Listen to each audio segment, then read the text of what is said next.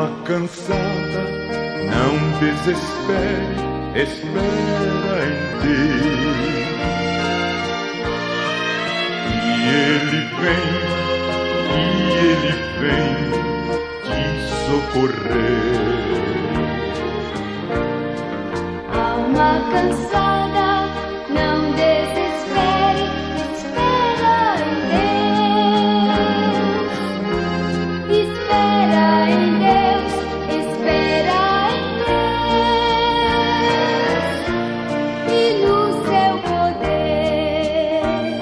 Bom dia, boa tarde e boa noite. Deus abençoe a você conectado com este vídeo. Hoje nós vamos meditar no Salmo de número 42. Vamos ler os 4 primeiros versículos e depois o último versículo, de número 11, onde a palavra de Deus diz assim: Como o cervo brama pelas correntes das águas, assim suspira a minha alma por ti, ó Deus. A minha alma tem sede de Deus, do Deus vivo. Quando entrarei e me apresentarei ante a face de Deus? As minhas lágrimas servem-me de mantimento de dia e de noite, porquanto me dizem constantemente: onde está o teu Deus? Quando me lembro disto, dentro de mim derrama a minha alma, pois eu havia ido com a multidão. Fui com eles à casa de Deus, com voz de alegria e louvor, com a multidão que festejava. Agora o versículo de número 11. Porque estás abatida, ó minha alma, e por que te perturbas dentro de mim? Espera em Deus, pois ainda o louvarei. Ele é a salvação da minha face e o meu Deus. Amém? Minha gente, esse salmo me faz lembrar de um belo poema de Gonçalves Dias chamado A Canção do Exílio. Esse jovem poeta, forçado pelo status de uma família abastada, estava matriculado na Universidade de Coimbra para cursar Direito, e ele sentia-se, pelo período de estudo, como se estivesse exilado em Portugal. Aí ele compõe este belo poema, forçado na inspiração da saudade alucinante de sua terra natal. E ele escreve: minha terra tem palmeira, onde canta o sabiá. As aves que aqui gorjeiam, não gorjeiam como lá. E depois ele vai por aí afora falando das paisagens, fala do céu, das estrelas, das várzeas, dos bosques, enfim, ele faz uma bela descrição de sua terra, ao ponto de não permitir que o fascínio, as luzes, o luxo e o conforto de uma grande cidade europeia como Coimbra não pudera empanar as belezas e o encanto da simplicidade de sua terra natal. E, impulsionado pelo massacre, pela tortura da saudade, ele termina o seu poema como uma bela oração, dizendo assim: não permitas, Deus, que eu morra sem que eu volte para lá. Que lindo, né, minha gente? Parecido com o poeta brasileiro que escreveu Canção do Exílio, nós vemos mais de 2.500 anos antes o poeta de Israel também escrevendo neste salmo a sua Canção do Exílio. Não sabemos quem é o autor deste salmo de número 42. Alguns atribuem a Davi, mas Davi, pela maioria dos comentaristas e dos historiadores, praticamente é descartado, porque o contexto do salmo não bate com o tempo de Davi. Na época de Davi nem o templo sequer existia, e nem mesmo a organização dos administradores, dos ministradores dos cultos, né? E portanto não existia também os músicos como que são descritos aqui neste salmo. Mas acredita-se que tenha sido um autor anônimo que escreveu a letra e deu para o cantor mor, ou seja, para o regente dos filhos de Coré, que era o grupo que ministrava o louvor no templo, colocar a música.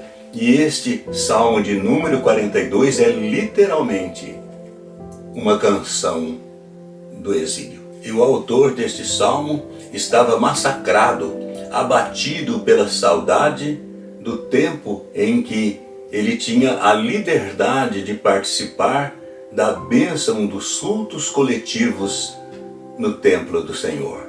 No versículo 1 ele começa dizendo a respeito de sua sede em estar na presença de Deus, a comparar com a sede desesperadora de uma corça, de um cervo, de uma cabra selvagem quando está sedenta. Ele compara a sede desse animal com a sede de sua alma de estar na presença de Deus. Ele deseja ardentemente ministrar na casa de Deus. Ao que parece, ele era um dos cantores dos filhos de Coré, e ele diz aí no versículo 2, quando me apresentarei ante a face do Senhor? Ele está perguntando quando que eu teria a liberdade novamente de comparecer para ministrar o louvor na casa do Senhor. Versículo 3, ele confessa que chora de dia e de noite ao ponto de sentir-se alimentado pelas suas próprias lágrimas, pelo desejo ardente de estar na casa do Senhor,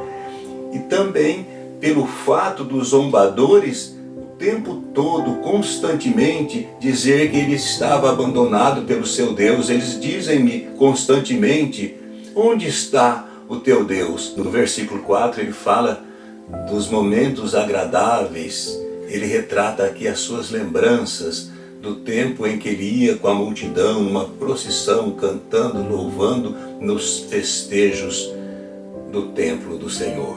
E num resumo rápido do restante deste salmo, ele fala das lembranças agradáveis, das paisagens de sua terra, logo no versículo 6, falando dos contornos da terra, desde o rio Jordão até os Hermonitas, aquelas pessoas que moravam no sopé do Monte Hermon, até o pequeno monte, um monte Mizar.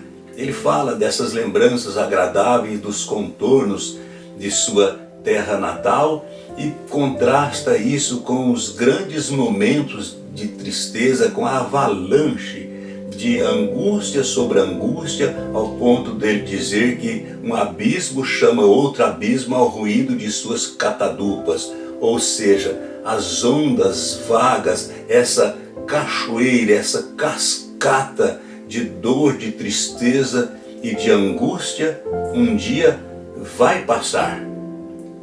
Que mesmo nessa situação difícil, lá no versículo 8, ele vai dizer, contudo, mesmo nesse instante de dor, nesse instante de exílio, nesse instante longe da minha terra natal, longe das alegrias e festividades do culto coletivo na casa do Senhor, não tem faltado a misericórdia do Senhor.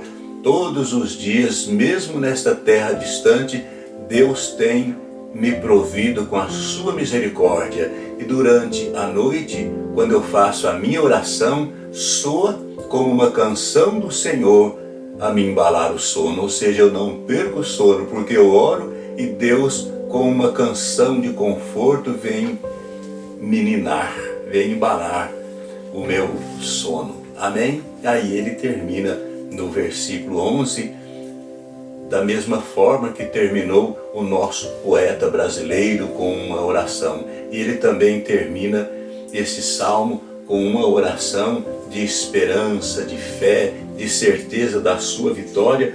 Primeiro perguntando para a sua própria alma, né? Por que estás abatido, a minha alma? Ele conversando consigo mesmo, como se ele estivesse olhando no espelho e conversando consigo mesmo. Por que estás abatida, ó minha alma?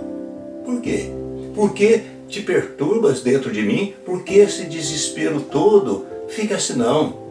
Tudo isso vai passar. Ao invés desse desespero, espera em Deus, pois ainda o louvarei. Olha a esperança. Ele é a salvação da minha face, Ele é o meu Deus.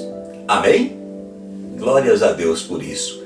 O que nós aprendemos com o que nós acabamos de meditar neste salmo, na canção do exílio do salmista? Nós aprendemos, pelo menos entre outras, 3 coisas principais que eu quero destacar aqui. A primeira coisa, valorize o que você tem. Valorize a sua casa, valorize a sua família, valorize a sua pátria, valorize a sua igreja, valorize a casa de Deus, valorize os momentos agradáveis que você pode passar no culto, cantando, louvando a Deus e curtindo a bênção da comunhão com Deus e com o seu povo. Valorize. Outra coisa que nós aprendemos aqui é que o tempo de você valorizar tudo isso é agora. Pode chegar o dia de você querer e não ter mais esta oportunidade. Por exemplo, esse tempo de pandemias, nós perdemos o privilégio e até mesmo a liberdade de reunirmos na casa do Senhor com aquela mesma disposição, alegria e liberalidade dos cultos coletivos. Fomos tolhidos da bênção desses momentos aprazíveis, agradáveis e prazerosos. E mesmo agora, voltando, estamos de forma muito restrita ainda.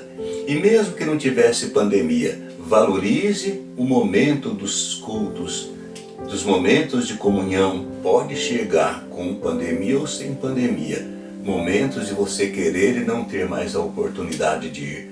Quantas vezes somos apanhados de surpresa por uma enfermidade que nos coloca na cama e para sempre tira-nos a bênção de participar dos encontros abençoados na casa do Senhor, dos momentos de louvor, de adoração, dos momentos de festas, de banquetes espirituais na presença de Deus e na presença do seu povo. Aprenda que o tempo de valorizar o que você tem é agora. Valorize o que você tem e o tempo de valorizar tudo isto é agora. E uma outra coisa que aprendemos aqui é que no desespero se apegue na esperança em Deus. Olha o que o salmista disse aqui. Por que, minha alma, esse desespero todo? Por que estás abatida? Ao invés disso, espera em Deus e olha a certeza de sua fé, a sua esperança. Pois ainda o louvarei. Vai acontecer o dia da minha vitória. Sabe por quê? Porque o Senhor é a minha salvação, porque o Senhor é o meu Deus. O nosso Deus é o Deus da esperança, é o Deus da vitória. Nos seus momentos de desespero, ao invés de se desesperar, espere em Deus. Ele é a garantia da nossa vitória. Amém? Que Deus nos abençoe. Vamos orar? Querido Deus, obrigado pela bênção da Tua palavra. Ela traz-nos conforto, alegria e esperança e dá-nos também as ferramentas para suportar os dias de provações neste mundo. Que, ó Deus, todos quantos puderam ouvir esta palavra possam tomar posse dela, principalmente os meus familiares, que todos eles atravessem seus momentos difíceis de angústias, ancorado na fé em Cristo Jesus. Ele é o único que nos acessa ao Senhor. Ele é o único que garante a nossa vitória. Tua palavra diz que em Cristo Jesus nós somos mais do que vencedores em toda e qualquer situação. Abençoe a minha gente, querido Pai, cada um nos seus momentos difíceis. Assista, meu Senhor, para a glória do Teu nome e para a felicidade da minha gente. Peço também por todo o Teu povo espalhado nos mais variados lugares deste planeta, a bênção do Senhor sobre todos e aqueles que creem em nome de Jesus Cristo. Digam amém e graças a Deus.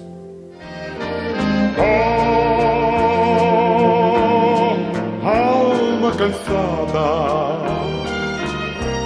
espera em Deus.